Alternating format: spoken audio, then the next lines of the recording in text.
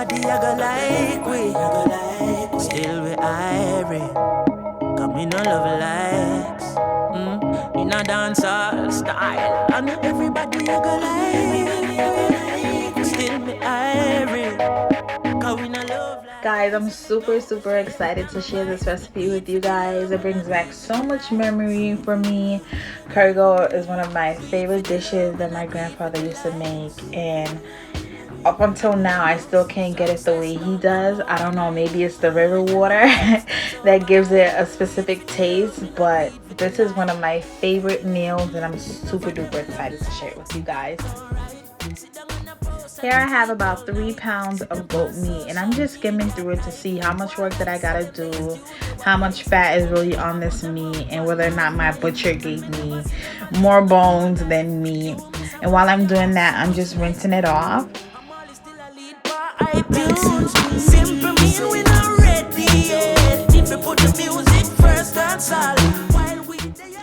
So I'm just gonna show you guys how I wash my meat. I have different ways of how I wash different foods. When it comes on to meat, I tend to use vinegar, and you can also add a little salt to that water as well, but just a quarter cup of vinegar really does the trick for me.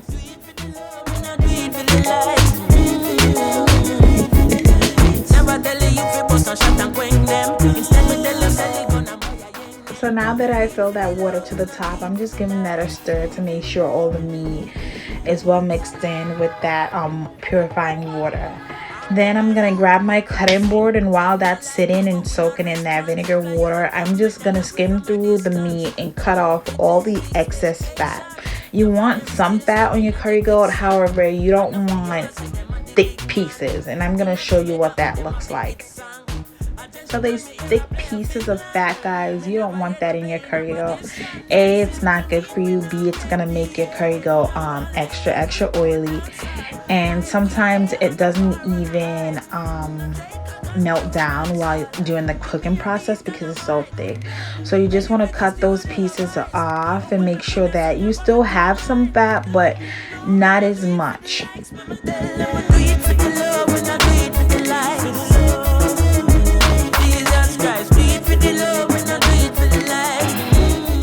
So now that everything is all clean, I'm just gonna rinse this through, just mix that up and just have it under some cold running water, guys. Mixing that through, making sure that meat is properly clean. Then I'm just gonna drain it. Me no wanna waste guy critique me song. Me no wanna media guy interpret me wrong. So make me give me credits in a dancehall fashion first. Big up Kalanji and the one Capleton, the Wild Apache and the one Ninja Man. Then big up the Killer and the one Beanie Man, King Yellow Man, Buru Buju Bantan, Early B Nachina Simadi Dan, me and Jamaican sister Diamond, and none of them nobody like Maria. So now I'm gonna season my meat. I'm going in with some garlic powder at first. Then I'm gonna go in with about a tablespoon of sea salt. You don't want to put too much salt because the rest of the seasonings that I have already have salt. I have 2 different kinds of curry powder. I have the Jamaican Blue Mountain curry powder, and then I also have the Jamaican Better Pot curry powder. So I'm putting about 2 tablespoons of Better Pot curry powder and about 1.5 tablespoons of the Jamaican Blue Mountain curry powder. Everything that I do, guys, you know, I eye it. So depending on how much meat that you have, you will kind of understand how much curry you should put. And then if you want to taste your meat like I do, taste your meat and see if it has enough curry in there. Alright guys, so this is a very important step. I'm using about 8 to 10 cloves of allspice. Depending on what you like, I love allspice. I put it in everything. It definitely just adds an extra boost of flavor to your dish. It's just indescribable. So what I'm gonna actually do is I'm gonna crush those pieces into smaller pieces that you can be able to chew, and I'm just gonna toss that in there. Now I'm gonna add about 1 teaspoon of black pepper. I have coarse ground black pepper, and then I also have my fine ground black pepper. Then I'm gonna go in with my favorite seasoning of all time, Maggi all-purpose seasoning. Guys, I put this shit on every single thing. I'm gonna go in with about 3 tablespoons of that. Yes, 3 tablespoons. I'm gonna go in with about a 1/4 teaspoon of onion powder. Then I have my mixed green seasoning. I will create a video later on showing you guys how I blend up my green seasoning. Right now it has ginger, onion, thyme, garlic, some pimento seeds, and some parsley, I believe. So I throw in about 3 cloves of garlic smashed. Then I'm just gonna get 2 bunches of thyme, and I'm also gonna throw that in there.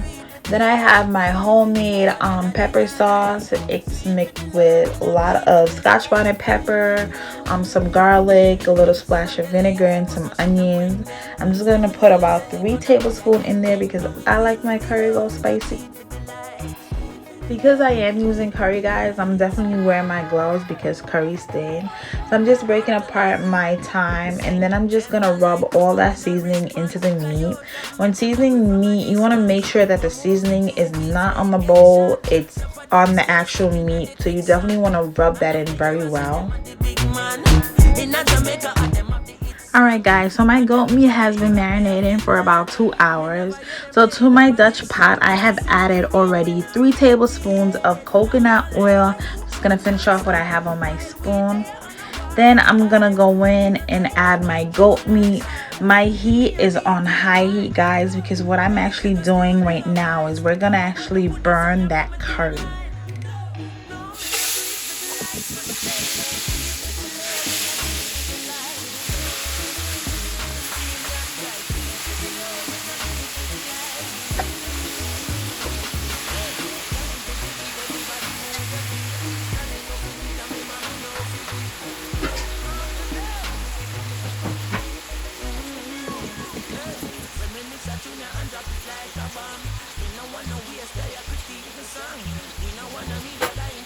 Keeping my heat on max, I'm just gonna toss my goat to make sure that it doesn't stick to the pot. Then I'm just gonna cover that, and I'm gonna cover it and leave it for about 10 minutes until it starts to burn that curry. It's gonna create its own juices. So at this point, guys, no water had been added to this pot. The goat actually creates its own juices. And if you look closely to the bottom of the pot, that's all the curry that's burning. You want that to happen. You want your heat maxed out. And you just saute in this curry goat for about 5 to 10 more minutes with the lid off, and let that curry burn.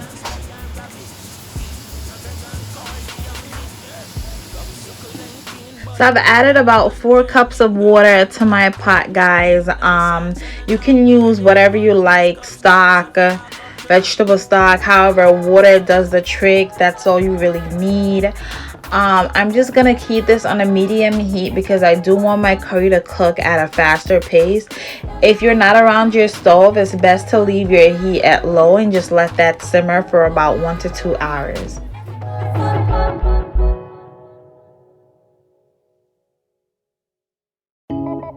I know everybody I go like we still. So my curry has been simmering on medium heat for about 45 minutes now. I'm just gonna go in and add half a pepper. You don't have to slice the pepper where the seed is exposed if you don't want your curry go spicy. Like I said, I like my spicy. So I'm just gonna add in a half an onion, and then I'm gonna cover that up and let that simmer for about another 45 minutes.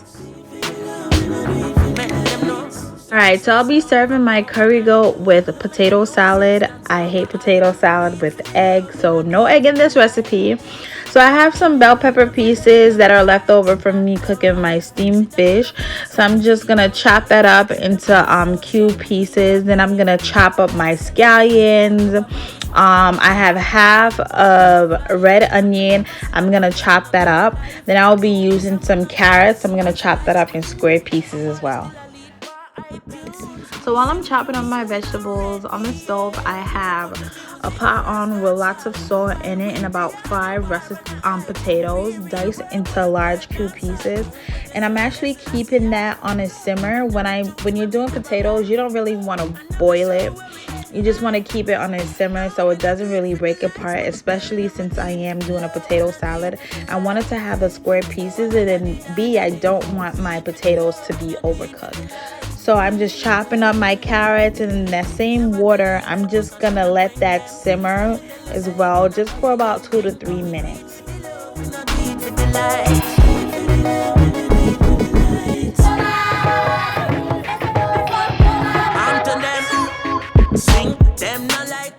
Alright, let's get started on my dressing. So I'm adding about 1 cup of mayo. Guys, I added a little too much mayo. If you did what I did, you can always correct it with your seasoning. But for the amount of potatoes that I was making, I didn't need this much mayo. But I added about 1 cup of mayo. Then I'm going to go in with about 1 teaspoon of celery salt. Celery salt just adds a unique flavor to this dish.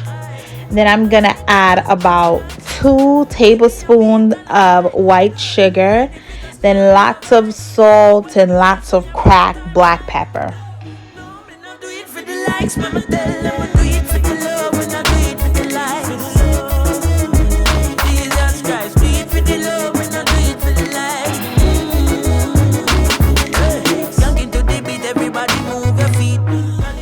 Then we're going to stir that up.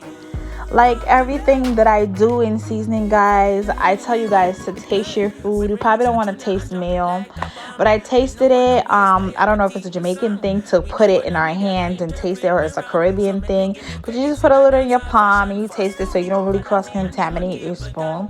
So I tasted it and it needed something to kind of cut the mayo, so I did go ahead and add about a teaspoon of vinegar, guys, and it really add that citrus that it needed.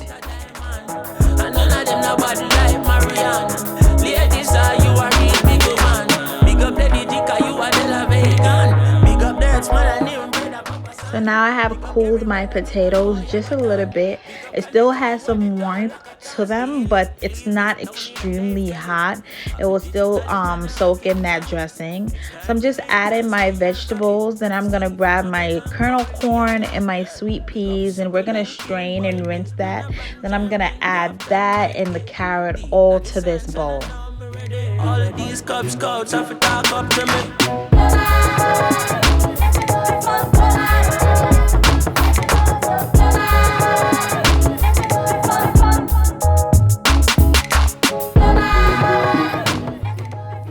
Please ignore how I was stirring this. I don't know what kind of foo-foo stir I was doing.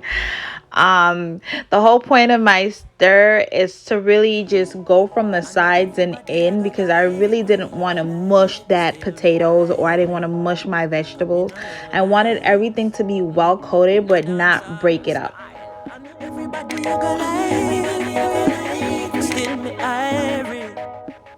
And I'm gonna just get my spoon and taste this potato salad for any extra seasoning that it may lack. And after that, I'm gonna pop this baby in the fridge and let it sit for about 2 hours. Alright guys, so my curry goat is officially done. Throughout this entire process, I had to keep adding water. I forgot to record this for you guys, but even after adding the water, you see my gravy is still thick, and no, it's not oily. It just has a perfect amount of oil. It's gonna have oil regardless, guys. Like I said, you do want some fat on your curry goat. I forgot to show you when I added the potatoes and carrots, but if you saw in the last clip, I had my vegetables ready to go in the top left corner. And so just 15 to 20 minutes before this is about finished, I just added these in, covered that up, and let it sit on a low heat to just steam out and simmer out.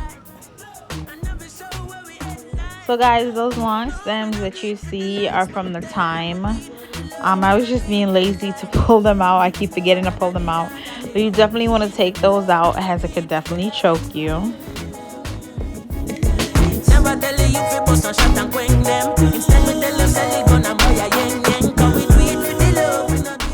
Alright guys, so I plated up my food. I had some rice and peas on the stove. Then I also had some coleslaw.